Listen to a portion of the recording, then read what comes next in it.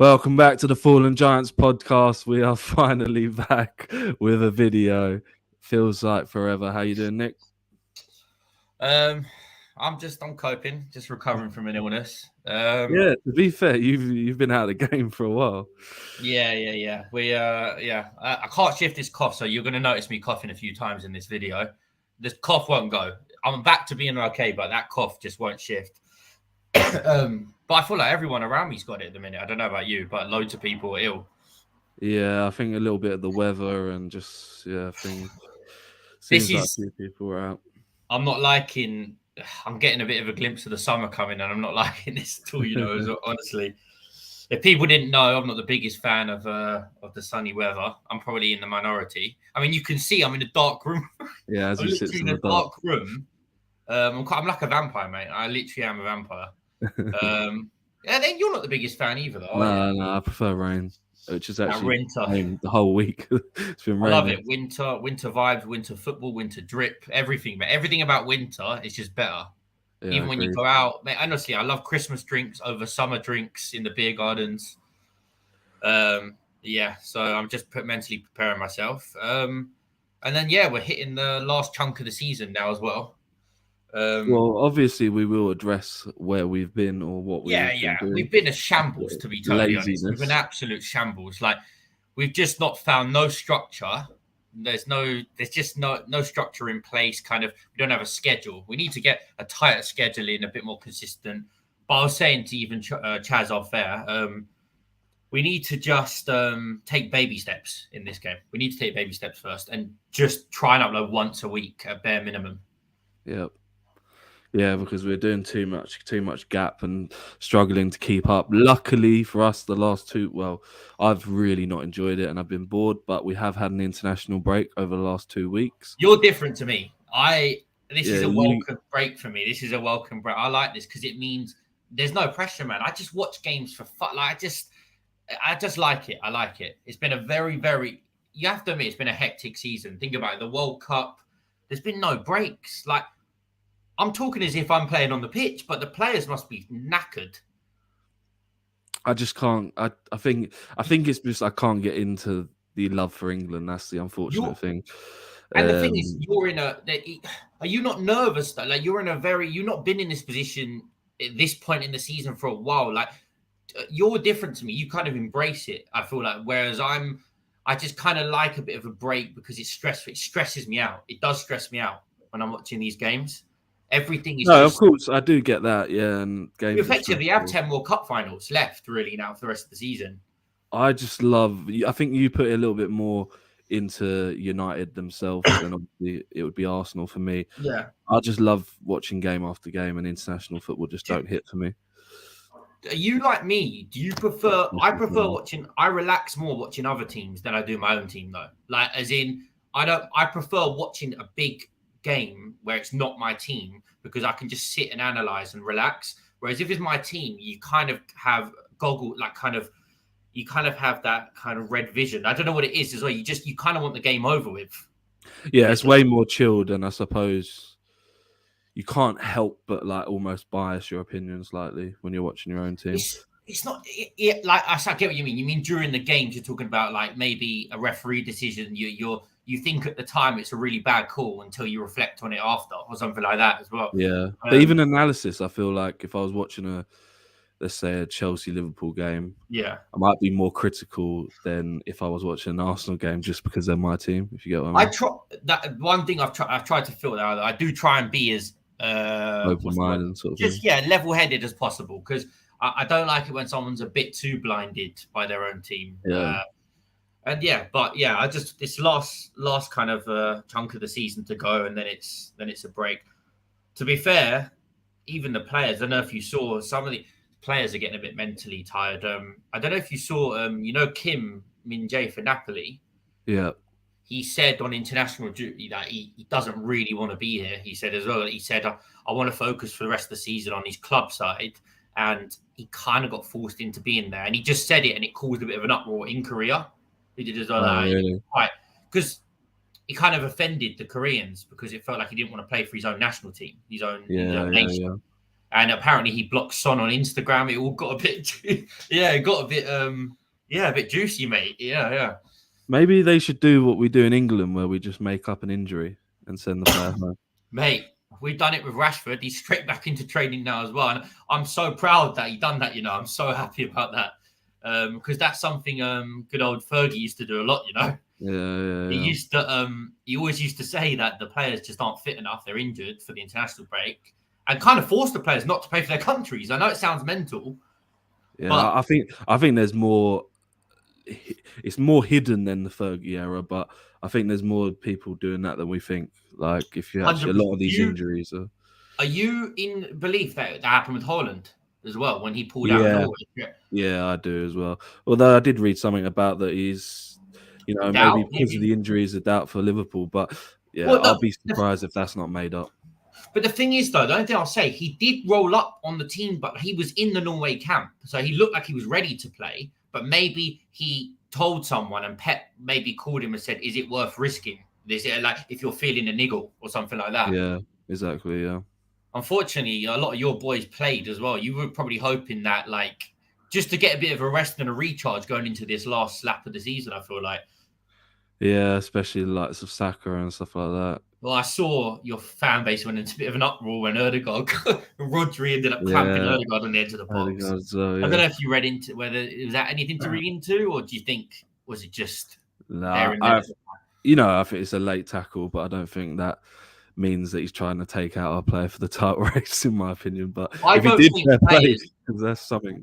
I don't think players think like that. I'm sorry, I just don't think. Not when you're in the adrenaline of a game, of any game you're playing. You're not thinking. That's not thought in your head. Maybe I'm wrong. Maybe I am wrong. Maybe they are a bit more sinister than that. But I just think they just play whatever the circumstance. They play whatever it is. That's all it is. I feel like with these players, like.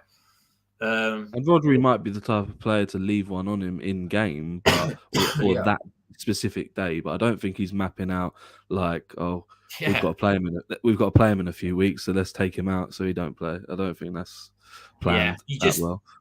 But just regarding all these injuries and international, you feel for some teams that if you're unlucky, especially at this point of the season, whether you're fighting relegation or wherever you are on the table, if you pick up injuries now, it could be detrimental to your whole season. Yeah. Well, it just shows Arsenal sent a doctor with Partey. So I thought people were saying you sent him for other reasons, but we won't get into that as well. I don't know, keep an eye on him. Yeah, probably a bit of that too. But I feel sorry. I think Leeds really got messed up on the international duty, and I know you lot got them on the weekend, and I think Notto is now done as well for them. Tyler Adams is out. They picked up a few bad injuries. That's the sort of thing, as you say. I know Arsenal are going for a title, and they're down the other end. Like, I could get them into relegation for the bad stage of the season. Really, if you're down there now, it's gonna sound so. It's gonna sound so. What's it called? Like a conspiracy. But I swear, whenever they play Arsenal, these players seem to fall like flies, mate, off the teams. I have no idea what's happening. They either get suspended, injured. Honestly, I swear the stars have aligned. I swear, I'm so adamant on it. Yeah. Well, also, you play good footy. You're not just lucky. You obviously play good footy, But I just feel like somehow things have just happened. No, if you're right, like we always would admit on this show, in our predictions, I know no one's maybe saw it like this exactly, but we would have said whoever won the title would have got some luck along the way. I've seen it every single time. Whoever's won the league has been so good for injury, like in terms of injuries and things like that. They always seem to get. Do you remember when City won the league? Was it last year, or the year before, when Rodri handballed it against Everton? It was a bait handball as well, and that was the difference between Liverpool winning it or City winning it. Yeah. So, like, it's just the way it is. But it swings and roundabouts, isn't it? That's what happens in football. But yeah, so yeah, we went on a bit of a tangent there, as we always do. But so we're gonna try and upload. Well, we should definitely upload once a week, kind of cover European football more so than just one league. I feel because we have more tools in our box than just Premier League, innit? We have knowledge on other leagues as well. So yeah, and we'll get into the Champions League. That's back not next week, but the week after. And yeah, so we'll just do our usual previews and maybe maybe a review the following week, and then try and get some later down the line, try and get some clips out on social, and then also maybe go back to when we were doing the in and outs, and when we were doing mini series. When we were doing what was it, overrated versus underrated? I mean, I saw a bigger channel copy. They've made it a series now, Chaz, on the club, mate. Yeah, I'm being serious. They've made overrated versus underrated # 4, 5, 6, and we literally done that like at the start of last year, which is mental. We do actually have ideas in our locker. We will definitely get into the mini series because out of season as well we'll have exactly in the summer. I was telling you about even to see how much knowledge we have, but a few tactical videos on a few big teams, just 15-20 minute video on how this team plays, their system, the structure, things like that as well. Yeah, maybe some fun games as well, like quiz sort of questions. Yeah, exactly. Stuff like that. But today, what we'll be doing, because we're sort of, out of touch, we've got to do something. We're going to look at the biggest games of the weekend and then sort of, go off in tangents like we like to do. So we're focused on, I think we're going to go with 4 games, but we'll see where we get of this weekend. So we're going to start with the first one, which I'm very excited to sit and watch, is Manchester City versus Liverpool. Well, this game has a lot riding on it, including us potentially watching it with a few beers as well. So we're just hoping we're on camera. Hopefully, I'll keep exciting. I don't think anyone will see it. Yeah. Hopefully it continues raining in Enfield. Basically, just put it like that. Hopefully it continues raining, and that means we're in for a good Saturday, basically. As well, City Liverpool, that's a good game to kick off the Premier League again. To be fair, well, it's sport for a few teams. Like, I know we're going to probably focus and talk about Arsenal and talk about the title race, but for you guys as well, like Liverpool, 1 minute they look really good when they beat you, then they lose, and it's just like, will they get to top 4? And again, it wouldn't surprise me if they did go and do something here. Yeah, but I think this is massive for them. I know City will go in as favourites, but Liverpool clinging on to this top 4, they're the outsiders for me at the minute. Because, as you said, no consistency, and I think they've got a tough fixture list. They've got to play you lot soon. They've got Chelsea. I think this is. Oh no, it is, isn't it? The next 4 isn't their next 3 Prem games like City, Chelsea, and Arsenal. Yeah, something like that. Yeah, they do have a bad run. I think this might be. They could win this, but that doesn't mean they're going to get top 4. That's the thing. They could win this game. I feel like they're not going to get top 4. I feel like it might. We maybe after the 7-0 and they put a good run together, we thought, they're picking up at the right time. But that Bournemouth game really put them straight back down to earth again. I feel like. Do you Real think? Madrid, I don't know if you saw that one. Go on, sir. Sorry, the Real Madrid second leg, they were pitiful in that one. Yeah. They were bad. I watched that whole game. Liverpool just when you think, maybe they can spark a magic comeback that we've seen in this, mate. Nothing. They had nothing no answers at all. Real Madrid just managed them out of the game. I was gonna say to play devil's advocate. Do you think it could be? Is there any sort of hope that they're playing bigger teams that they can get up for it more than the Bournemouth that they've gone down to? I believe so. Yeah, I agree with that theory, to be fair. But I do. So that could work. To be honest, we will predict it. So I said a few weeks ago, I have a funny feeling Liverpool are going to get something on Saturday, whether it's a draw, whether that's a win. I just have this feeling, and obviously you will love that. It would be so typical Liverpool to get something at City. Yeah. But you can look at it in 2 ways. City just now clicking into gear at the right time now. They're looking a bit irresistible at times now. So it's going to be a real. This game, this fixture in particular, has been the fixture for the past 5 years now, hasn't it? This has been, these two have gone head to head in title races, Champions League games. You remember the quarterfinal. They've been the best 2 teams of the last half a decade. Yeah. So we will see who fell off more, really. Because both we did also see it. Remember at the start of the season, or not the very start, but the first game between these two, it was a little bit like, Liverpool in turmoil, Kansas City just go and wipe Yeah. the floor of them, and they end up losing that game. And now I know Anfield might be slightly different. Yeah, the Anfield hype. Yeah, the Anfield. But I feel there is a certain take form out of it, take league position out of it, and just two of the best teams of the last 5 years going at it. I think Liverpool, it works against them, but it also works for them. They're going to go in really. They're a very gun-ho team. They're not really going to sit back in this game. So it could end up working for them because you know how open City are and they do leave a high line. Yeah. So it could be perfect for the likes of Salah and Nunez. Think about it. That they thrive off high lines. One ball over the top from Trent, that's it. They're through. And it's worked in the past. We've seen Mane destroy. It won't be a walk in the park for either team. We know that. I think it'll be a tight game.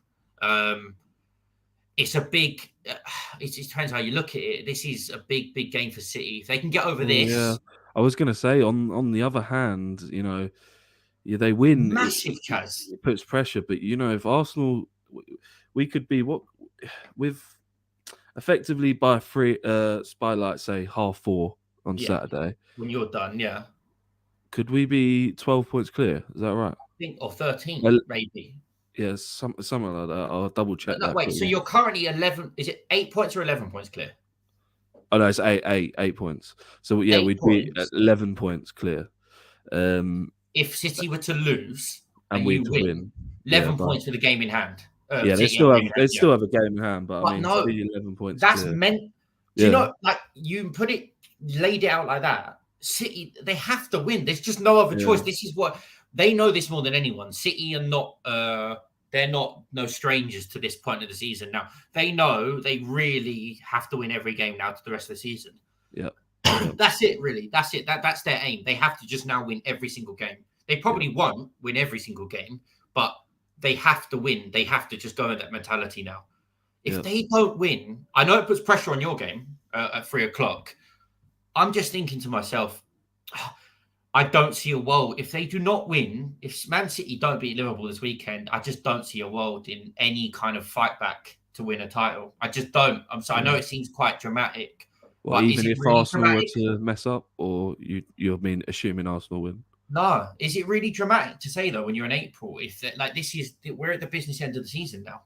Yeah, Well, effectively, there'd be enough points for Arsenal to lose to City and still be well and truly in front. Literally, and you have a hard run. You could lose 2 games and still have a decent little gap. I'm sorry. I think even you wouldn't even be able to lie to yourself at that point, really, as well. Like it looked it looked like anyone would look like an idiot if they were to think Arsenal are not favourites to win. I suppose the only issue is if they did have kicked into gear, and I know one person in this podcast, Ollie, that really is flip-flopped and now saying that City have won this league or whatever. He's a weird guy. He's a weird guy, honestly. Yeah. But if they do win this game, big win, massive win. Yeah, massive. And I feel that they have easier fixtures, in my opinion. Oh, they do. I've seen it. If they can get over this hurdle, it's going to be you think to yourself, shit, they could really win. How many games are left? Is there 10 games left? Or is it 11? 11 for them, 10 for Arsenal, yeah. If they win this, they could win 8 out of the next 10 after, at least, or something. They could easily do that. Yeah, I've just looked at it now. Yeah, they really can. I think this game is monumental, isn't it? This is a massive game. I still, I'm always going to stick with Arsenal in the league. But if City win this, especially if they win it convincingly, I would shit myself. I would as well after that, because I'd think to myself, crap, we've got to play them. We've also got a really tough games away at Anfield, away at St James's. You've got to welcome Chelsea to your ground. You're right though. Even the Leeds game, any game, all of a sudden the Leeds, because they would make a statement. And at the end of the day, Leeds are fighting for their lives. I know they're going to have injuries now, but this is why I'm saying every game is a cup final for every single team. Leeds at home. Listen, you could easily blow them away. You blew Palace away, blew Everton away, which is so impressive. So you can easily ship them for 4. But it could also be like the Bournemouth game right at the end. It could be tight. You don't know what you're going to get from these teams now. Yeah. And just to kind of coincide your game into, you have to win this game against Leeds as well, because you're going into then the hard run of fixtures after that as well. Like, if you don't win that, if City win and you don't this weekend, I think that is psychological. Like, that could really change the whole season. Because then all of a sudden you're going into them hard fixtures knowing they're right on the back of you. Well, literally, if that was to happen, we'd be walking into Anfield at 4:30 next week. Like, thinking, shit, City can then even overtake you in a few weeks, even potentially as well. Like, that's like. But so back to the City Liverpool. I just think it's huge. It's massive, man. I'm actually so buzzing. I'm hoping you can come. I think. I'm so excited for that game. What do you think? Do you think? Are you worried for one team in particular, or?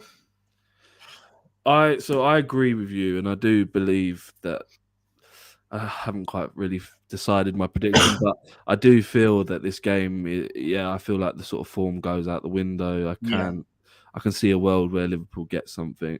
The only thing that's always worried me with Liverpool, when I break it down, is, and I've banged on it so many times, is the midfield. And if De Bruyne and Rodri, you know what, stamp their authority, that's their weakness. City's strength is their midfield. So if they really they could boss this game. I know we're kind of going all out, but they could boss this if they I think they should boss it.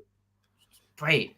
And you're right, De Bruyne, he does it every year. He just clicked into form now for the national team and for City. He looks like he's just got that that fire in his belly again right towards the end of the season. And obviously, Erling Haaland speaks for himself. We know what he is. He's a monster.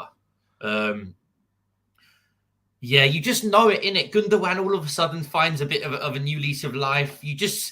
City are so like this, aren't they? Grealish is looking good. Yeah, I was just looking at who it says here is out or doubts. Is Foden got his appendix out, didn't he? Is he going to be ready for that? So Foden won't play, it says. That's a big mess. Haaland's questionable. You have, in terms of like midfielders, that Spanish youngster, is it Bajcetic? He won't play. Oh no, he's done for the season. I'm pretty sure. I think he's done for the season. Yeah. It's actually, in terms of midfielders, him and Thiago won't play. So both Spanish. So we're gonna look at that dry ass midfield. Yeah, fucking what is it, like Henderson, Fabinho, and Elliott maybe. Elliott probably. Yeah. Oh mate, Elliott might get eaten alive in this game. That's the thing. I worry. No, I don't worry for Liverpool. I want City to win this, but my word, if City are favourites for a reason. They're going to be favourites going into this. You're just maybe thinking Liverpool do have that wild card that could potentially. No, and you're right, and that probably will be the tactic. We've seen the likes of Spurs use it as well. If they can find this sort of over the top ball over that back line to Nunez or Salah. Do you think to yourself though, are City just too experienced in these scenarios? Like when it gets to this point, is that what you're worried? Like, I'm still. I still think. Do you think they're going to win? They've got 11 games left. Do you think they're going to win 9 of them at least? Yeah, especially if they win this. If they win this comfortably, I know you shouldn't say like assume win after win in the Premier League. No, you're right. We've been proven wrong plenty of time this season, but you just feel like this is it almost feels like a weird turning point for City, which sounds a bit weird, but. Listen, they've done Leipzig for 7, Burnley for 6. They're killing teams off at the minute as well and shit. Like, I mean, a special shout out to everyone's been raving about Nathan Ake this season. Yeah, Pep keeps lauding him, and also everyone's saying he might be the wild card. If there was a player of the season, he won't win it, but he's up there. For if you're not going to talk about the Sakas, the Haalands, players like that, Ake might be City's one of their best players this season. Yeah, I agree with that. He's probably been Pep's most consistent defender. Pep loves him because he gives you 7 out of 10 every single week. That's the thing as well. He doesn't really make many mistakes as well or anything. Yeah, so looks like he's improving as well. To be fair to him, we were quite questionable about the transfer really actually when it happened as well. But they obviously saw something, and he's done well, man. He's done well. Do you think he'll play this sort of 4 centre backs, or do you think we'll see a bit more expansion from the full backs? No, I think he'll go for the 4. I think he'll. Then again, Walker's back though, isn't he? I don't know. Yeah, Walker's back. Yeah. But do you know what I like about that 4 centre? I know it's quite defensive, but it's so solid. That's the thing is like I know they lose their width, yeah, and their attacking width, but it does make them hard to beat, doesn't it? Like it really does. I don't know if you like it. You a fan of it? Yeah, I'm a fan of it. Yeah, I just, I think actually, I think he is going to go with that. I think he's going to go with that. Do you know what it does? Then the 4 centre backs, and obviously we know about the midfield and the inverted wingers, and it makes so compact, isn't it? The team is so compact. It's so hard to get through, and they don't really lose the ball, do they? That often they're going to dominate the game. I feel like with that thing. And also, do you think it maybe suits them against this Liverpool team to have that? That's what I was going to say. Like I know Arsenal's game was a different sort of game in the end, but yeah, he certainly in the left back area against Saka, he reverted to bringing on Ake after. Mate, I tell you what, Ake done really well against Saka in the FA Cup game at the Etihad as well. He was. I've never seen Saka that quiet before, like in a long time as well. Ake done a solid. I think he got the goal, didn't he? As well, he scored the goal in that. So yeah, he did. Yeah, so I do feel that potentially something like that. Yeah, I do see Ake playing left back in my opinion. Okay. Anything else? Yeah, we kind of addressed the midfield. It's going to be yeah. Do you think? Yeah, the more I think about it, I think Liverpool should get signed. Might get something, but I think they need to be on it. If they're going to do Gakpo, Salah, and Nunez, like they're really Gakpo cannot go missing in this game. That's the thing as well. Like, yeah, this is what scares me around the midfield. If there was to line up with Rodri, De Bruyne, and Gundogan in the midfield, Silva on the right, Grealish on the left. Like it's just so much. And that's not. We need to give him his flowers. Let's be honest. Grealish has been good for 2-3 months now for City. He's been one of their better players. Because I'm sick. I'm not here for Grealish. Got completely, slandered for the 100 million fee. But I'm sorry, he's looking good. He's been really, really good for them recently. Yeah, he's been a key player on that left side. We've always loved Grealish. That's the thing. He's class. He's absolutely mustard. Yeah.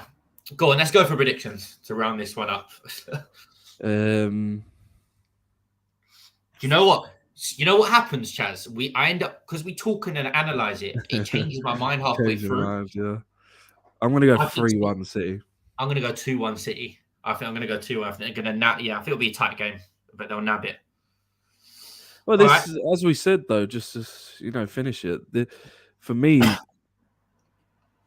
if this could be a turning point for like them getting the momentum for the rest of the season, but then also huge momentum for Arsenal if they were to mess up. So massive.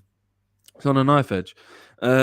I want to go over and we're going to go to Germany for the first time on this. We're going to hit some European football. We're going to keep going. We're going to fly back and forth here because we're going to go back to England. Yeah, for obviously we'll talk about Sundays. Yeah. I think this is in order though, isn't it? These are Saturdays. It's fine. Go in order if you want. Yeah. I believe. So yeah, we're going to go to Germany and some things that have even surprised me. But at 5:30 on Saturday, it is Bayern Munich versus Borussia Dortmund, and it is first versus second. Well, the opposite way around. We've come back with new tools, new chinks in our armor.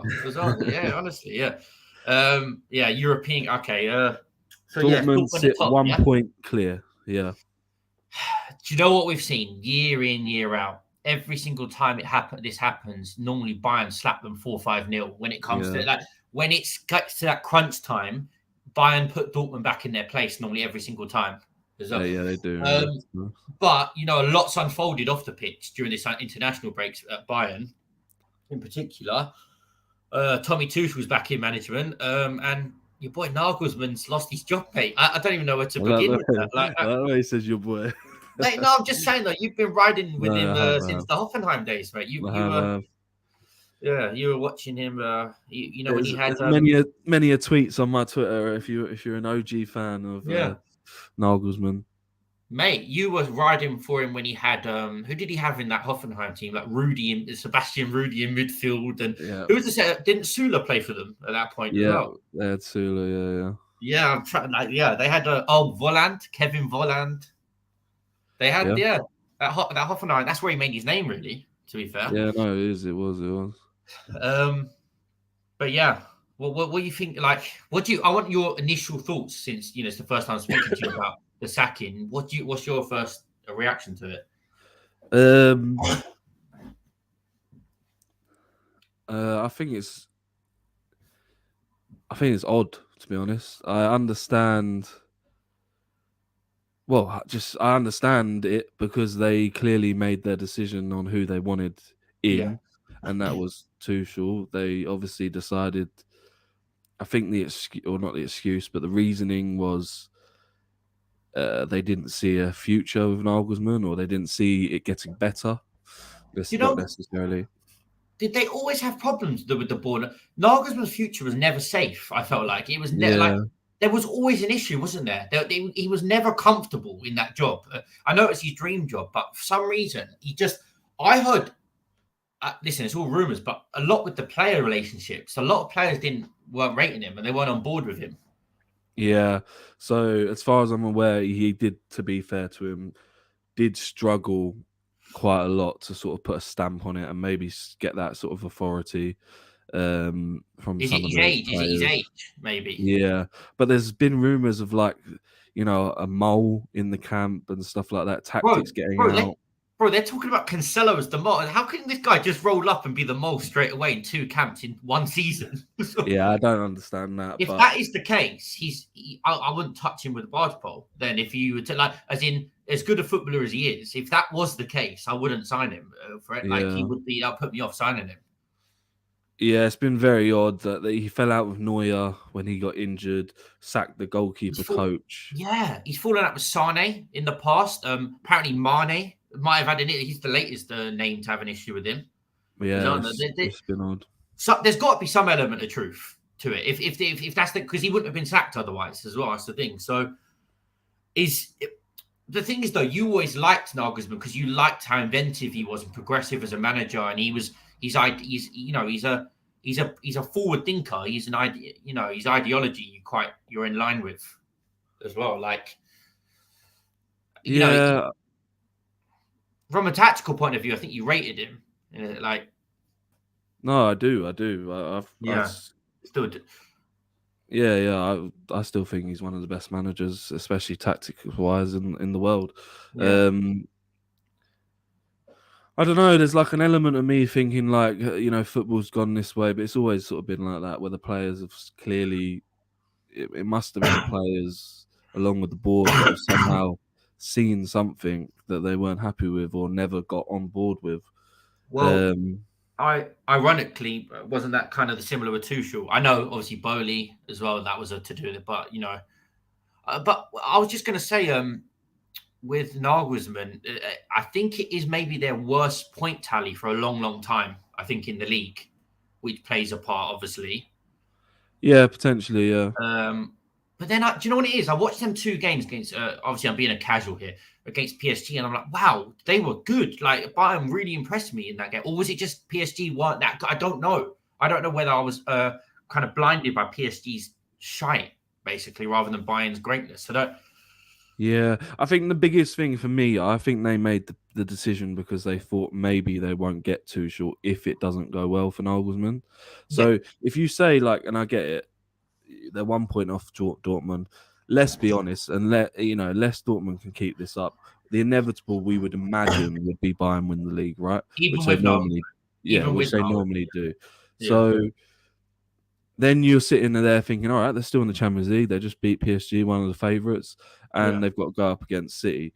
If they did go out next game, let's say, against City, then you're sitting there thinking, okay, we might still win the league, which is expected, but they haven't really progressed.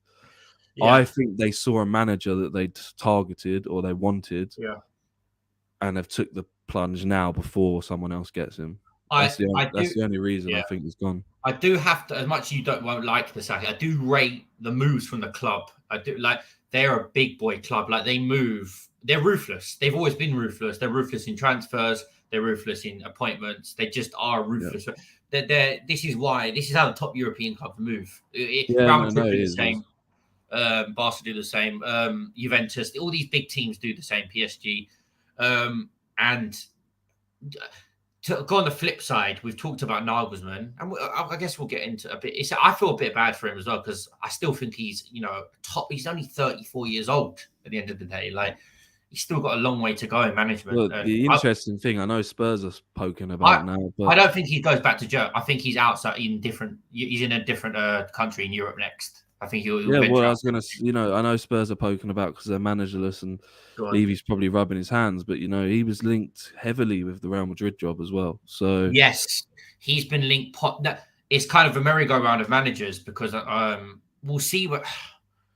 You'll be interested to see where Nagelsmann goes next. To be fair, I think he's a very, very good long-term project if you want that sort of if you're going down that route. Yeah, you don't want to just because he got sacked, you don't want to just write him off as a coach or a manager. He's so early on in his Oh yeah, 100%. I mean, I think you'll be a bit pissed off if he goes Spurs. Yeah, I'm right in saying that. I think you'll be a bit pissed. You probably be, you know how everyone was a bit scared of Conte going to Spurs. I think you'd be a bit more scared if Nagelsmann went than Conte. Yeah, I would. Obviously, we know there's Spurs tax. There's Spurs tax editors. They always find a way of making a manager look shy. The only thing I would say for Spurs' point of view, if they're expecting him to just go in and win them big trophies, that's not the sort of guy he is. We'll talk about Spurs at some point, but yeah, of course. That they need to just get off their high, or they need to realize who they are and what they are, and then just stick with what they've done with Poch, exactly with Nagelsmann. Just do exactly the same, and you'll reap the rewards if you stick with him. But yeah, on the flip side, obviously they appointed Tuchel. It felt like Tuchel. Do you know when you look at him, it feels like he's made for Bayern Munich. I know it's because he's German, and do you not just feel he's just tailor-made for it though? He just is a Bayern Munich manager, isn't he? He suits. Some things just don't. It's an intangible thing, but and straight away I'm seeing he's just he's gonna imprint his philosophy straight away onto that team. Yeah, that's why I personally believe that if Tuchel was in a job, they wouldn't have looked at getting rid of Nagelsmann, in my opinion. So really, just because of him, it's almost like you think the sacking is harsh, but the appointment is also good at the same time. Oh yeah. No, I do think it's a good appointment. Yeah. I think it's good, mate. We have to put some respect on Tuchel's name. And the reason I'm saying that is because you're looking at Chelsea now. They're not looking at he got them. We won a cup with Dortmund and got them well, and he done well with PSG, mate. You have to admit he got them to their only Champions League final, and they should have and could have won that year. And with Chelsea, Chaz, he made them competitive. They were always good in the big games. They got far in cup competitions. I agree. I think Tuchel's come out the other end in a much better situation. I'd rather be where he is than at Chelsea, in my opinion. Just because Chelsea's a much more complex, not even a bigger job in terms of stature. Yeah. No, not as big as Bayern. Yeah, obviously Bayern's a much bigger. Yeah, but it's still a mess, regardless of whether you're going to go down and say Potter can do it or Tuchel could do it. It's just a mess of players. Whereas he's going into a club expecting big competitions, and he has good track record at winning big competitions. I think, and that's what Bayern were probably thinking in appointing him as well. And also, you've got to look at the caliber of players they have on their bench and their stuff. Tuchel with these set of players is dangerous for Europe, man. It's dangerous. He's really. I think he could get. We all know Bayern do dominate. I think he could really get them dominating though. I'm talking where it's not even a sniff by Christmas. I'll give you a little. He could be the next Jupp Heynckes or Hansi Flick for Bayern. I really do believe he might get them on treble-winning form, and maybe even down the line of an invincible season. I'm really putting him in high regards here. I think this is going to go really well. I agree. I think I think Bayern are going to be a force to be reckoned with, especially next season. Yeah, it wouldn't surprise me. He's sort of got everything there, and I suppose the only thing, but they do know this, as far as I'm aware, the sort of reports coming out of Germany that the one clear thing, other than the manager now, is a number 9. They still need to replace Lewandowski. I'll tell you what, though, Chaz, if they had a good number 9, they're looking like favourites going into Champions League type of team as well and shit. Whether they can afford him, they've also made it clear that they would take Harry Kane. They want him. Mate, him in the Bundesliga would be a cheat code. You do realize that would be. I'm talking he could get 40 plus goals in the league. He could honestly that good. Oh, fair play to promoting. Listen, he's done a job for them. He's actually done a decent job, to be fair to him. But we all know they can upgrade on that. That's the thing. Well, that's one, to be fair, that Nagelsmann has sort of reverted back to time and time again. He did revert back to him. Well, funny enough, I think Tuchel managed to promoting really early on his career at Mainz as well. So he's got a relationship with him. But yeah, just to sum up the Bayern and two, I really do believe this is the start of something really big for Bayern. I think we've both always admired the way Bayern move, especially in the transfer market where they get their deals done early. They're just a very efficient club, aren't they? In the way that, when you want, like, idealistically, how you want your club to be run, you kind of want it run like Bayern. Yeah, that's why you can't hate the decision anyway of the managers, because they've done everything right. They get like you said, transfers are done pretty quickly. Yeah, swift. They have this thing about fees and how much they pay for players. They got a structure. They got a wage structure there. It's good, man. It's good. It's really, and obviously, poetically, it is. He's against his old club, Dortmund. His first game, and obviously Dortmund going top of the league. They bar the Chelsea result, which was really disappointing. Obviously, they were on top form. 10 wins in a row. So in the league, they've been pretty flawless, haven't they? Yeah, they have been. And Tuchel's thrown into the deep end because he's potentially got, that Champions League tie and Dortmund first game. Yeah. Dortmund, the only thing, are very young. That's one thing I will say. Which makes it a bit more admirable how good they're doing, to be fair. Oh, yeah, of course. Yeah, they're doing very, very well. I'm just trying to work out what the form is, but... Chaz, this is going to sound really, what's it called? Uneducated, but their manager, Edin Terzic, Yeah. I know he took over as an interim, Wasn't he an interim at first? Yeah. And so he got the job, because he done well, I'm assuming. Yeah, he carried it on from... who did he get the job? He's quite young. He's quite young as well. So who left? 40. Was it Marco Rosa that left? He left, and then he took over? Yep. Just a little insight, Chaz. I'm looking at his coaching career. He was West Ham assistant manager for 2 years. Oh, really? In 2015 to 17. Oh, that's interesting. I'm trying to think who that would have been under. Was it Bilic? Was it maybe Slavan Bilic? Yeah, possibly. Because he says he's German Croatian as a thing as well. Yeah, he's basically Croatian, I think. Yeah. So West Ham, and it was West Ham, and most of the time he's been at Dortmund, and then he briefly was at Besiktas as well. Oh no, it would have been Bilic then, because he was at Besiktas, wasn't he, as well as West Ham. So he was obviously assistant to him, but he's got them playing like really well, like he has, and I was still relatively impressed with them against Chelsea at times. I haven't watched them too many times this season, but he's only 40 years old. He's a young manager. Well, their last game they scored 6, so that just shows what they're doing. Bloody hell. Yeah, they beat Cologne 6-1. They've been flawless in terms of beating. They beat Leipzig, they beat Hoffenheim, they beat Hertha, they beat a lot of teams in this league. So the only points they dropped was in their derby against Schalke away. That was it. Recent time. And I know at the start of the year they drew with Bayern, so at their own ground. So it is. And also on a knife edge, really. Regarding Dortmund, have they been plagued with injuries? I swear, against Chelsea, they had a lot of players injured as well. I was going to say that to you in terms of injuries. There's a few from Bayern as well. I don't know if you're aware.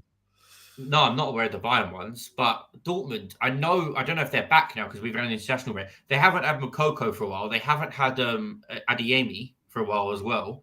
So the ones that are clear apparently will not play is Julian Brandt and Moukoko, which they won't make. Brandt is a big one in it for them as well. It's a big miss. And then it says questionable, so he's obviously just coming back. Adeyemi and the goalkeeper Kobel. Jesus. Will not play for Bayern though. A few interesting ones. Obviously, Lucas Hernandez has been out for ages. Neuer's been out for ages. Musiala won't play. Ooh, big miss that is, Jesus. And, so we're not even going to get to see Choupo-Moting won't play. So that means we might see like a Sadio Mane up front or something like that. We're not going to get to see Musiala versus Bellingham. That's something that I'll get excited for as well, to be fair, in that game. Do you think Tuchel reverts back to sort of a 3 at the back and having these wing backs like? Listen, I'm hearing. I saw a report where he was potentially for the City game. He was looking at doing a 7-3-0 formation. Okay. So he's getting inventive already. I know 7-3-0 could be a bit deceptive because that could still be quite a fluid for like it could be, you know, with wing backs and whatever midfielders playing up top. Like, but I'm not sure, Chaz. I don't know what he's going to revert to. 4-5 at the back. I'm not sure. I think he might go for the three centre backs. Yeah, I do as well. It'd be interesting to see, but if he can get the best out of Davies on the left, and you know, well, João Cancelo's on the right. Can I talk about a few players in this game that I've been impressed with this season in both teams? Yeah, who need some light shed on them, especially on this channel as well. Yeah. Upamecano, unbelievable. He's been this season. He has stepped it up to the level we thought he was at Leipzig. The levels we thought he had. He really had a dodgy start, and we both doubted. We started to doubt: is he actually up to this level? For France and for Bayern, he's looked just tip top, mate. Like he's a monster. He's so good on the ball. He's so good at breaking lines. Like I've become a super fan of Upamecano. I think he's just class. I think he's so good. And in big games, Chaz, he's bullying big strikers like Lewandowski. Against PSG, he didn't let Mbappe ever sniff at the Allianz as well. Yeah, he's really coming into his own now. For Dortmund, what's it called? We know about Bellingham, but what's it called? I've always been a fan of Guerrero. Always thought he's a bit underrated, to be fair. I always thought he'd go to another team, to be fair. He stayed there for a while. I really think he's top player. And, you know, Schlotterbeck as well, Chaz, another one who's done well for them. Yeah, I was just going to say it was interesting because Guerrero was definitely playing much further forward. Yeah, he's in midfield now, isn't he? Yeah. He's playing at midfield at some point. I think that's a clever move, you know, on the left side of the midfield. Yeah, he was left of a free in the last game. I think that's sick because I think him and Bellingham on either side of a DM, of a sitting midfielder, is legs for days. I feel like as well, like that is legs all over. They've got the young English lad who's still like, you know, there's so many young talents. Like, obviously, was it Bjorno Gittins, the one they signed from City? And then Donyell Malen, are you a bit disappointed with him since he's moved? Yeah, although he did actually score last game, but he hasn't really, I don't know what it is, but he hasn't really got a sniff, to be honest. He hasn't performed to the standards that they probably were expecting. He's very in and out at the moment. Unfortunately, was he not the bloody Haaland replacement? Maybe, or was it Haller? Was Haller potentially his replacement? Yeah, I mean Haller's been playing. You've got to give Haller a bit of a leeway, by the way, because he came back from bloody cancer, for God's sake. So yeah, and he was on top form before that. Yeah, they sort of went down the route of making a few signings, I suppose, to replace Haaland. They haven't really found, but I mean, they've not stopped scoring some of their players. You know, Royce is still banging goals. Oh, mate, but do you know what? I'm so glad for that. Marco Reus, I just feel like he's going to go down as one of them what-if players. I think he's so good. I think technically, as a technician, he's one of the best in the world, I feel like. The way he hits a ball so cleanly and he's just technique on free kicks. Mate, it's delicious. It's actually so good to watch. But Chaz, injuries have absolutely shafted his career. Honestly, he is. I really feel bad for Royce. I feel like we'd be looking at him so differently if it wasn't for injuries. I feel like we'd be looking at him as one of the greater attackers of our generation. You know, I really do. Yeah. No, I agree with that. He's a class player, isn't he? He just is a class player. I remember you used to sign him a lot on your FM days. Yeah. So I guess Bayern Dortmund. Any more for Bayern that have been impressive? Can I give one shout out to a player? Go on. Who I think is operating. He has actually come back. He hasn't played the whole season, but Goretzka for me, I think is really. Yeah, I think that's a really good shout. That is because he's a bit like Marmite, you know. With some people, I don't think some people like him, but some people do.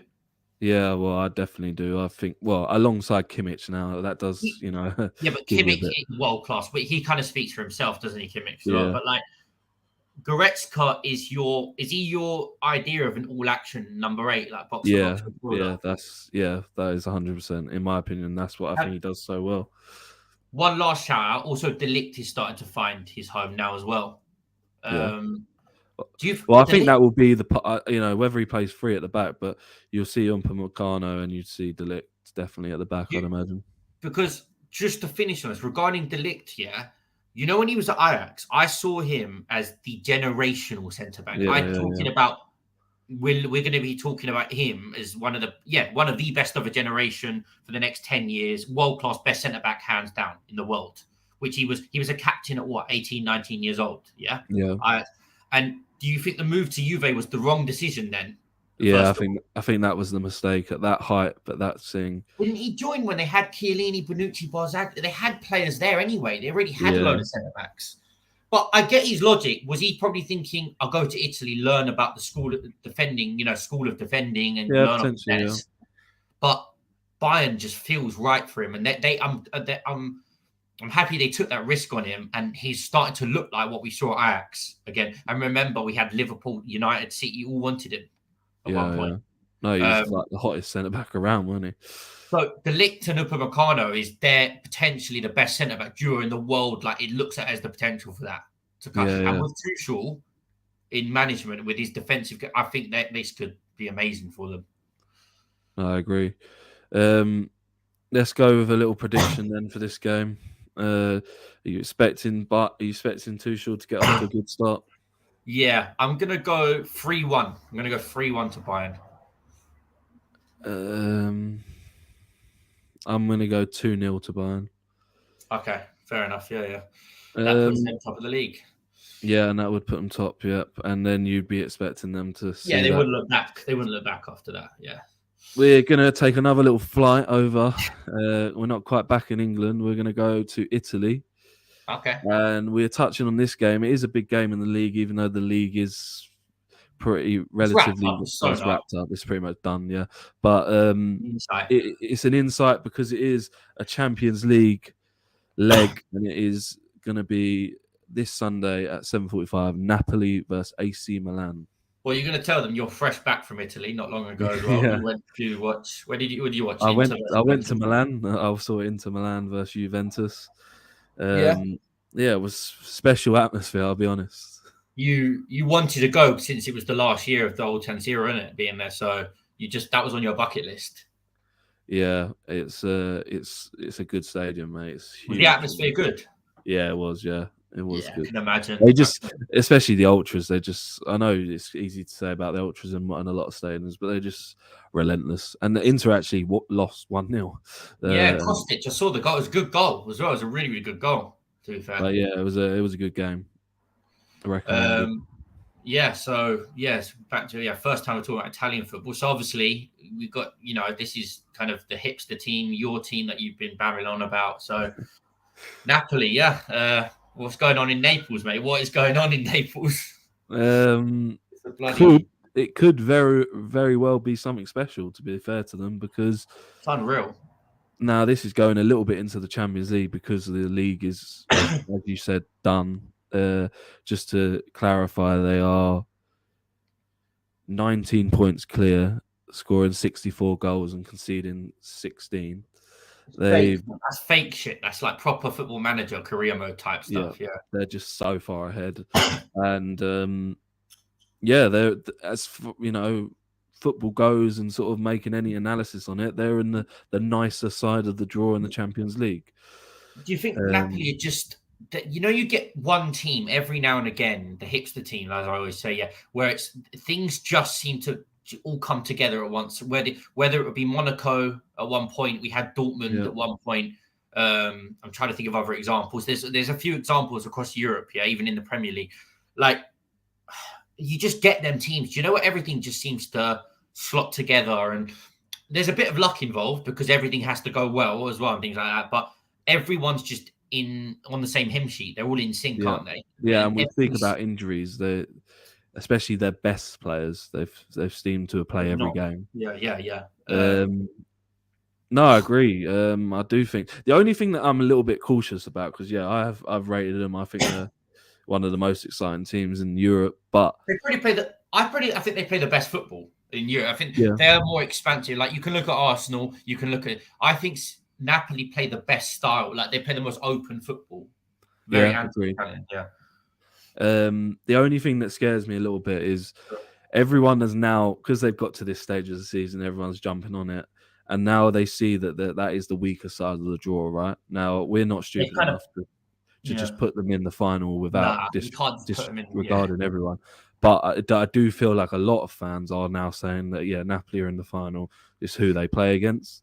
That does scare me. On Benfica as well. You just in case you need to be careful here. In case, but the Milan's, it's an Italian sort of derby either way, and it's a two-legged. It's a champion. You know what happens in the Champions League. We've learned this. We've seen this story too, bro. It's two legs in a cut. Like anything can happen, man. You just don't know. They could get lucky, and at the end of the day, we'll get into both. We're going to get into both teams. Mate, with someone like Mike Maignan in goal, mate, I'm telling you, this guy's the best goalkeeper on the planet at the minute. Yeah, he's so good. Yeah, like, who's to say Milan can't get through in a knockouts tie against them? So, I'm so excited for this weekend on Sunday and the champion. Like, this is good, man. This is good.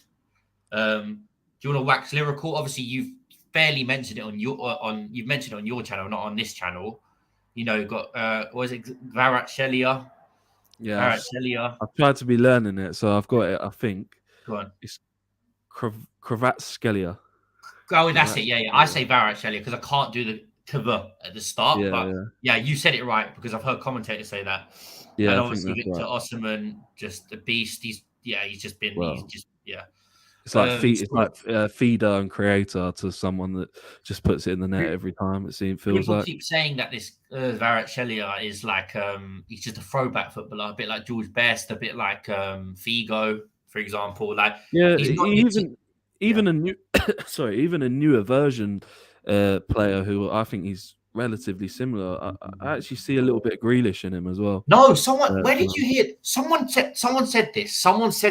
I don't know if you heard it, unless you just thought of it. Someone said he was a bit like Grealish, but Grealish with pace. Yeah, I haven't. I don't know if I've seen. I haven't read anything. I don't think. But someone said it. I heard this the other day. Yeah. Yeah, he does remind me of them. Grealish with a bit more. He's direct. He's more direct than Grealish. Basically, Grealish is more of a creator. Grealish certainly looked more direct at Villa, I suppose. So he's been this Georgian star that's sort of come out of nowhere. Is he potential? Like, are you looking at him like Ballon d'Or level at one point, or you? Is it hard? It's hard to completely call that, but. He's in the bracket, of the best. Because he's 22 years old. Okay. If he was to launch himself it'd probably still have to be a bigger. I know if he wins the Champions League and League, that's unreal for Napoli. But you're talking because he wants. I think Real Madrid. Whose dream isn't bloody Real Madrid. So if he joins Real Madrid, imagine seeing him at a club like that. Then you would have to talk about that level. Yeah, you would. The only issue he's got a little certain Vinicius instead. That's the problem. So you might be like, oh mate. Tell you what, he'd suit Barcelona, wouldn't he? Like, and he would be. He'd be not like Messi. Listen, no one's like Lionel Messi, but he could be that star, that absolute star. He could literally bring back, like La Liga, the old times. Imagine him at Barca as their star. I think that'd be class. I think honestly. And right now they still have a person that will put the ball in the back of the net in Lewandowski. So. Mate, we could have caught onto something here, but they probably don't have the funds, to be fair. That's the problem. That is the other thing. How much, if they were, they're going to win the league, but if they were to go far in this Champions League to a final or win it, how much money is these players going to cost? Same with in my opinion, he will stay one more year, and Osimhen will be the one that will leave. If anyone's going to leave, it will be odd because he's been there for longer.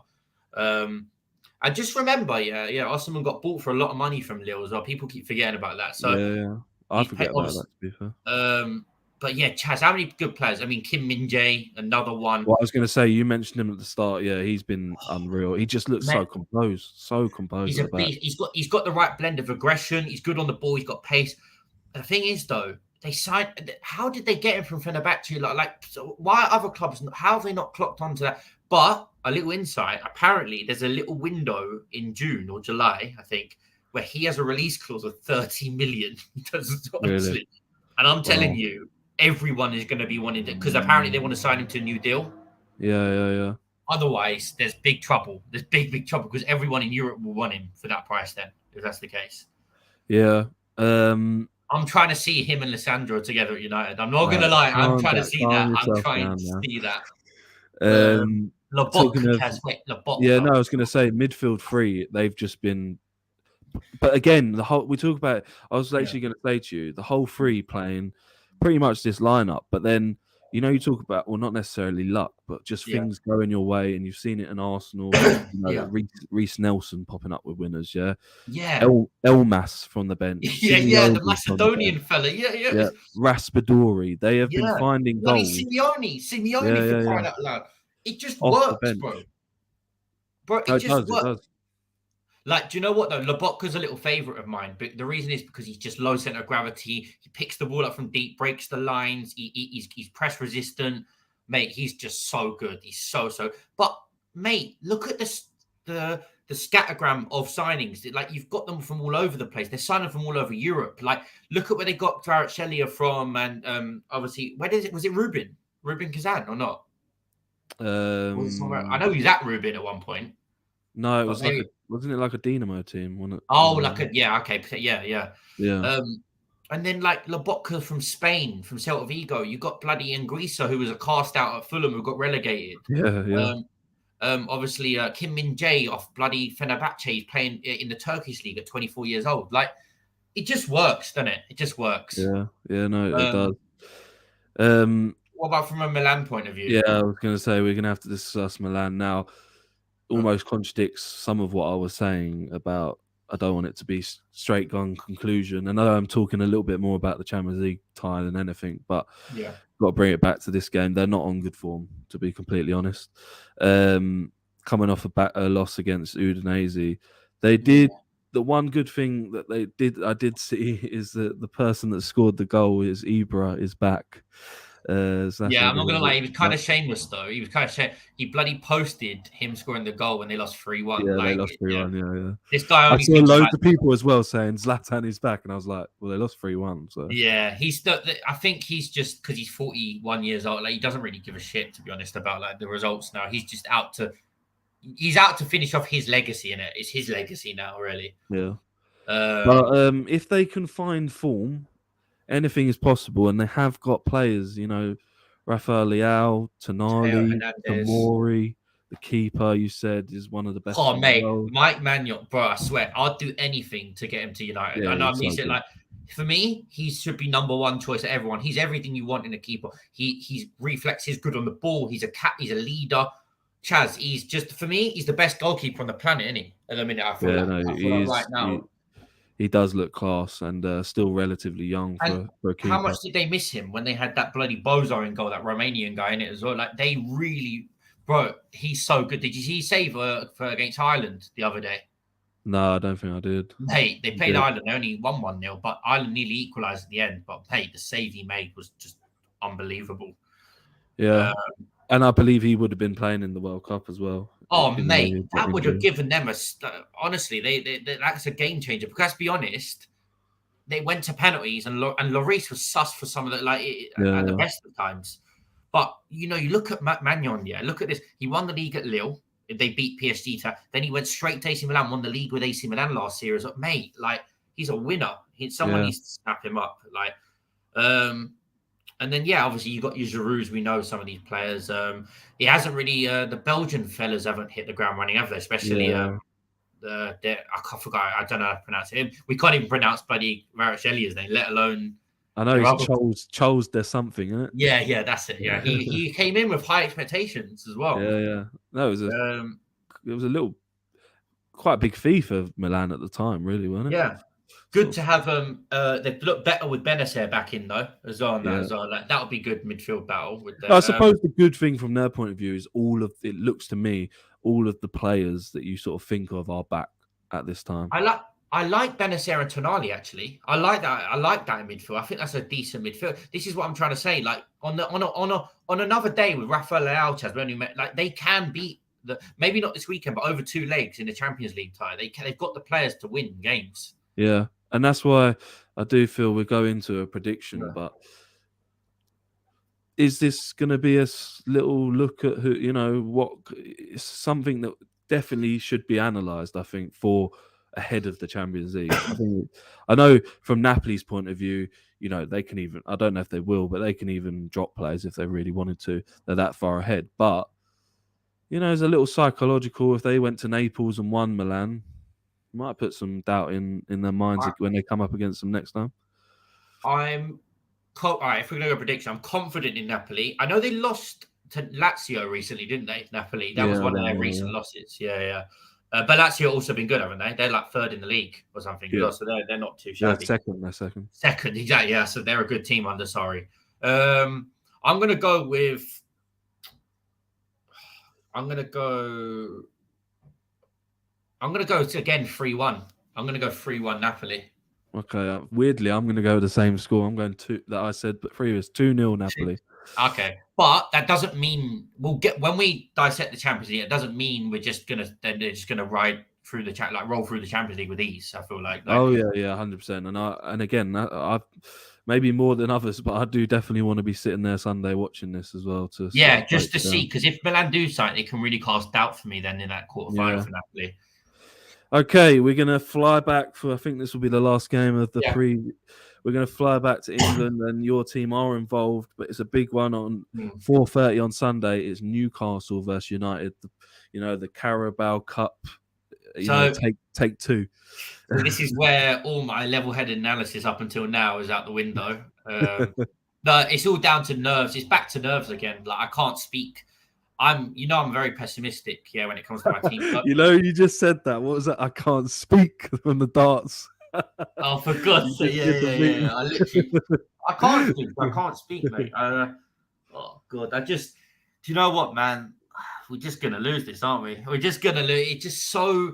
I just feel like there's a time and a place where United lose games, and I just think of Newcastle's atmosphere at St James. I just know the script. I know the script already, and it's like, listen, I'm gonna be really distraught. I will be, because it puts them ahead of us, for crying out loud. They'll be ahead of us on goal difference, same games played. Yeah. And that's a big moment, Chaz. Let's look at it from Newcastle's perspective, That's a massive moment for them. If they beat us on the weekend, I'm sorry, how can you not look at them as a top 4 favourites to get into the top 4? No, I agree, because they obviously had a little bit of a bad spell. Yeah. Whatever you think about the win against Forest and the win against Wolves, they found a way to get 3 points in both games. These are special wins. I think these are really significant wins for them. And suddenly, you're right. If they beat you, go above you, they can just kick into that almost gear where they'll be third place. The belief is there suddenly after 3 wins, which, especially that Forest one was very late. And they don't even have the worst fixture list as well going into it. So, this is massive. This is absolutely massive. And there's a little bit of edge as well because you won the cup final, obviously. Yeah, and to us, I'm getting a bit pissed off with these Geordies, as well. Because I've realised they're more salty than I thought. These fans, so they've got main character syndrome. They always have to make it about them. They're pissed off the fact that they don't get called. Why a Man United only called United when there's more than one United in the league? Look, they need to stay in their lane a little bit here, as well. Viewers, he's just, he's a United fan. We love you, Geordies. We want you to continue. No. I've had enough of them. They come across as salty dicks, No, I'm being serious, as always pissed. And it's kind of made me hate them a bit more, as well. Like, I've got a bit of a thing against Newcastle now. Because they're up there battling now. No, I'm Sunderland till I die. Honestly, no, I don't give a shit as well. I prefer Sunderland. But no, listen, Newcastle, just give them credit. Eddie Howe, he's just when these lazy pundits, I'm sick of it. They were like, or lazy YouTubers, people in the influencer scene. They're like, this is Newcastle. This is where they're going to drop off. Their level, this was inevitable. They haven't got the squad to last all season. But no, I'm sorry. If you've watched them enough this season, they've dominated most games. They've got a great way of playing high intensity football. They haven't even in the games they've drawn and lost, they've still been good. This is what you have to admit. Even when they were 10 men against Liverpool, they were the better team. Yeah. They dominate football matches. Newcastle play like a big side. They play like a big 6 side now. They dominate games. So let's not be lazy here and say, they're just going to fall off. They're not. They're going to be there to the very end. They will be in the top 4 race. Mark my words, they will be. I agree. We know how much we both rate Eddie Howe now. Look at Isak's hit the form at the right time now as well. He's just started to, Wilson, he's gone 12, 13 games now without scoring. Isak has now stepped up and showed why nowhere near the finished article, but they paid a lot of money for this geezer, as well. Like, and he looks like a real talent, better than I thought. Yeah, He I looks agree. slippery. He looks technical. He's very skinny. He's very lean, very slight. But he looked. I mean, and if you saw the goal against Forest, the first one, the nice technique he used the outside of his boot, and then even the balls to score a penalty in the 94th minute away from home as well. Yeah, and gave it a little bit to the fans. He's I agree. He sort of looks better than I thought when I did this sort of breakdown, thinking about him from coming from Spain. Bruno I suppose. Yeah, we love, like, there's just so many good players. I was gonna say, are they hitting you at the right time? If you think of Casemiro out, why don't I have to deal with Casemiro suspensions? Or what is this? Like, honestly, I blame him though. Like, what is Chaz? 500 odd games for Real Madrid, no red cards, no straight, and then he gets 2 in one season already at United. Yeah. Do you know what? Do you know what the issue is with this? These are the games you need him in, away in the big game, in the big teams, because we are gonna be light in midfield, and I'm shitting myself because there's no Garnacho, there's no like for an impact, there's no Casemiro. Martial, it says he's questionable, which he's been questionable for his whole career as well. So we literally don't know what the fuck is going to happen with him. We've played so many games. Chaz, let me reel a stat out to you, yeah? Since the World Cup, it's been 13 weeks. We've played 3 games a week, 13 weeks in a row. Like, that is absolutely obscene. It's to... Listen, we've stayed in the cup competition, and that's what happens when you stay in these competitions. But we've got to play Sevilla. We've got to play Brighton at Wembley 2 days after. There's a lot of games coming up here, and I think this game has come at the wrong time. I think this is such a hard game to play, man, to get ourselves up for. Like, this is going to be so tough. Can I be real with you? If we get a draw, I think I'll take it. I think on Sunday, I think I'll get out of there with a draw because it keeps them at arm's length. And I still believe Tottenham and Liverpool are inconsistent enough to not catch us as well. No, it's interesting because from my point of view, I agree. Weirdly, Arsenal, the away game against Newcastle is one of my feared fixtures. So I definitely crowd bastards. Yeah. It's but yeah, just from a United perspective, let me just gather myself. So we've been playing badly for 2 weeks at least before the internationals. Like, we've been scraping over games, we haven't been as good as we were post World Cup straight away. But we are really having to dig deep, like injuries, suspensions.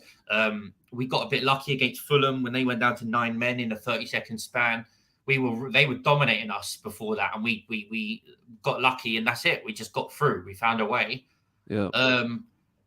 I mean, Chaz, I'm really worried. I'm going to be honest with you. Like, Weghorst is just a donkey. I'm just thinking now, like, oh God, I don't know how we do this. We've got to try and find a way. We've got to try and find a dig in and get a draw in this, I feel like. Yeah, no, a draw. I do agree with your point there. A draw keeps them sort of in a gap, even if you think they're going to end up getting it, or you think Liverpool and Tottenham are around there. So just, all right, now we know Casemiro's out of this year. How are we going to line up in this midfield? Because I thought it's a good talking point to talk about McTominay now, since he's amazing during the international break. I spoke about in the group chat about how players get misprofiled throughout their career, and same with like a Xhaka we've seen at Arsenal. McTominay was a striker at youth level, and we know his best position is a goal-scoring number 8. He's a box-to-box midfielder. We've never really played him in that position for a consistent amount of time. We played him as a DM by himself. Yeah. He played it against you lot, against Arsenal. He played as a DM next to Eriksen and Bruno. How can you not feel sorry for him? He's not a DM, and he's got 2 players that are quite lightweight. Like, to be honest, he's actually done an okay job now in hindsight by himself in DM. Yeah. So, obviously, we've heard the news that Newcastle are really strongly linked with him now in the summer, and they will go for him. I'm adamant they will go for him. I think they're going to go all out for McTominay in the summer, and I think it's such a sensible signing for Eddie Howe. I think it's a proper Eddie Howe signing. I just think it fits the philosophy of that Newcastle team to a T, of the way they're progressing and playing, and I think it just ticks all the boxes. So some people are saying is this a bit of an audition for him? Maybe, I don't know. You can see that, so Yeah. that could help us. I'm quite excited that he could end up playing really well in this game. He's definitely deserves sort of a manager that clearly Eddie Howe would come in and would get him and believe in him. And is he just an upgrade on Longstaff? He's an upgrade, basically. Yeah. And that is an area. Longstaff's been good. Now I don't want to put too much disrespect to him, but you've got, when you get to this level, if they get to top 4, they have to start identifying players that, even the likes of St. Maximin, Almiron, eventually. We've seen it. People probably love Wilson, but now they've got Isaac. Like, there's going to be a time where he has to work around multiple players and egos, etc. So, the misprofiling with time, we just seen he's obviously scored 2 goals against Cyprus, 2 goals against Spain for Scotland, and people, the underrated aspect of McTominay, as much as he has his own flaws, and I agree, I don't think he's the most well-rounded player in the world. His ball striking is actually quite good, to be fair as well. He scored some, he strikes the ball good technique, and he makes good late runs into the box. He's tall, so he's decent in the air, as well. So I'm not going to lie to you. If I had it my way, this is going to sound mental, I'd play him up front in this game. I'm being deadly serious as well. I'd actually play him in front of Weghorst in this game. I would play McTominay as like a false, to pack up the midfield, get McTominay as a false 9, so he can still make runs into the box, but also cover when we're off the ball, drop deep. And I would just play Rashford and Antony either side of him for pace. Who's the midfield you're playing? Just to clarify. I would think of Bruno, Sabitzer, and Fred, I guess then. And I know there's no out and out. We don't have a DM chat, so what are we expected to do? So we kind of just, my logic, play as many midfielders as possible. So you technically have 4 midfilders in McTominay. Yeah, it's almost like a narrow diamond 4, isn't it? Narrow diamond. You got wide wingers that can cut in. Do you not think that's sensible to go away at St James's Park and fill bodies in that midfield? Yeah. No, definitely could be. I think it's a suicide mission if we play 2 Fred and Sabitzer by themselves. Yeah. I just don't think that's sensible at all. So I would go with that, but I think I'm not. He's going to play Weghorst because Weghorst does a job. But do you think he plays McTominay though, considering the form? Well, it'd be an interesting one, wouldn't it? Sabitzer had a good break as well. Yeah, Ten Hag feels like he can do things like this from my point of view, so it would be interesting to see. But can we afford to do McFred with Bruno in front though? We saw that under Ollie so many times and it never worked. Yeah, I know. I would I don't know if I'm going to be honest. If I'm going to be honest, maybe he won't play. Who would it be then? So Bruno's definitely going to be. Bruno's an undroppable player. So I think Sabitzer will play. I think. What with who? To give you leg.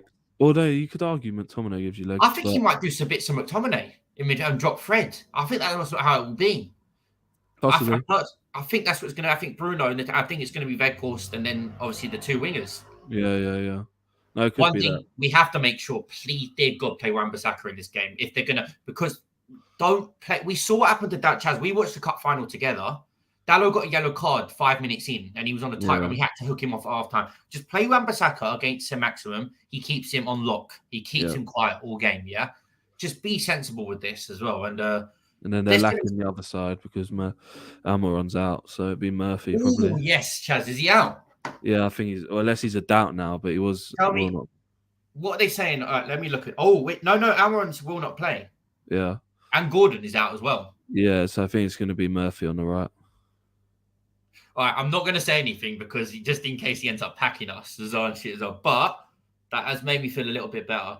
Eriksen's not far from coming back, by the way, yeah? So that you know. Eriksen's he'll be back next week. Yeah. The only thing I would say is that, the midfield is their strongest point and that they are all fit. It's legs. It's legs, isn't it? All day, every day. That's all that. They probably have the fittest midfield in the league, to be honest. Yeah. So how are we going to all right, so I think that cup final, we can judge off that, analyze off that. They were good. He may, just to cut you, he may play he may play Joe Linton on the left and then put Maxim on the right otherwise, if they don't want to play Murphy. It can be flexible. They could Isak go on the wing and Wilson up top. I don't know. There could be little options here and there. Yeah. Go on, continue. Just from the cup final, we both watched all 90 minutes of that. I don't think we were good. I think it was another one of them where we just got over the line. They seem to be doing that a lot. But I think we kept their chances to a minimum. That's one thing as well. They didn't have many chances in that. For me, they dominated the game, like the ball. They had the ball more than us. But is that how we're going to go into this game? We'll let them have the ball. Yeah, I think so. Yeah, I'd be surprised if he's trying to. I know there's an element of being a big team and you want to do that, but it's very hard to go and stamp your authority at St. James Park. But you quite like that. Well, I like that. But I like the flexibility of knowing your level as well. And that, like, Ten Hag has got it right a lot of times this season, apart from the 7-0, that's the obvious one. Yeah. I think he's got it right with the home games, especially against Arsenal and City and Liverpool. Like, he knows he don't have the level of players to play that he wants to play football, yeah? So he has to adapt. He has to. And I think we're going to have to sit deep and dig in this one. Yeah, that's why I don't know if it will happen, but I don't mind your shout around tactics because try and compete with them in terms of legs in midfield, packing that up, and then finding areas of space with your wide men. At the end of the day, you would still think for United to win this game, Rashford has to score. And Anthony, it's one of them two. It's one of yeah. An Anthony Curler or Rashford knuckleball, like that's what it's going to be as well. And it's so important. You're right. And do you know what we have to try and do? And I hope dear God, hope fucking Ten Hag does this because he's been a culprit of. We've been slow in the first half here. We can't afford because they're going to jump on us from the start. Yeah. I just hope he gets them up for this. I don't care about tactics, even though please just get them up for this game and just say match their intensity. Just please, dear God. Don't let them and the crowd overrule you. Just make sure I want us, I know Casemiro's not there to do it. I want us to be dirty. I want us to take our time on throwings and corners as well. I need us to frustrate the fans. This game. No, definitely, because we spoke, I think, previously about Anfield and how that atmosphere, St. James's is one of them. So the atmosphere can get on top of teams. If we're not careful, we could lose 3-4-1 or 3-0 or something. No, we've got to be careful in this because we have a habit of collapsing in big away games. Yep. But give me a prediction then. Are you going to be optimistic or? No, I'm not. I'm not going to be on that. No. 3-1. No, I'm going to go 3-0 Newcastle. I know. No, I am, Chaz. I am. I feel like we still haven't. All right, one thing I've got to ask you is will Ten Hag allow that to happen again, though? Another one of these? Or do you just think that he just surely not another one? Another pounding away from home? Yeah, I mean, I do think you lose. I'm going 2-1 Newcastle. I think 3-0. I'm going to go 3. Listen, people are going to call me a fake fan. It's not. Listen, prove me wrong, innit? Prove me wrong as well on Sunday. Yeah, you get the luxury of hopefully surprising yourself with a prediction like that. Well, that's our preview of the big games of the weekend. Sorry, I'm not gonna lie. Just before we finish, it sounds mental. Me saying 3-0. Do you know how crazy that sounds? Because no, seriously, if Ollie caught you saying that about Arsenal in the Arsenal game, was I'll be getting rinsed. Yeah. Like, you're quite pessimistic, but 3-0 is a bit mad, isn't it? It's sort of shit, but when I get feelings, and sometimes my feelings are quite right a lot of some of the times as well. So have they there's probably stats out there that they probably haven't scored three at home for a while or like a few times this season. Yeah, you're right. But I'm looking at it here. The last time they scored over 3 was October against Villa. Let's just take the L, move on. Let's try and get a win against Brentford and Everton, and then we focus on the cups. Yeah, that's it. That's what I'm thinking of this season. Yeah, get the wait before we finish. Get the Qatari. Hopefully, get the Qataris. Oh, here we go. We're back to the ownership. Well, do you know what? I'll leave it. Actually, we'll do a whole nother segment on that and video. I did actually want to say one thing though about the ownerships is the Glazers maybe shouldn't sell because I saw the Washington Commanders going for 5 billion. And clearly, the Glazers should be able to get more money, so they should just hold out. I tell you one thing: there will be uproar. If they decide to back out of this, I swear on my life, Chaz, I don't know what. Honestly, my head will go. No, seriously, I don't know what to do. I don't know what to do because that will be disgusting. How can you allow? I'm not going to get. How can you allow these people to come over and shit? What is? Please, Sheikh Yassim Al Thani, yeah. Please, Chaz, save this club. Please save it. That's all I need. It's really dirty, isn't it? It's really dirty, that saying. Right. So we'll probably be doing a video on that when it's decided and we know what's happening, which it could happen tomorrow, apparently, as well. So we'll see. We'll see. We'll definitely do something where we get our opinions on both sides. Qatari or new different owners. Anyway, thanks for watching the video. Please like, comment, and subscribe as usual. We promise we will be back to a little bit more formality, 100%. A little bit more scheduling. Thanks for watching the video, and peace.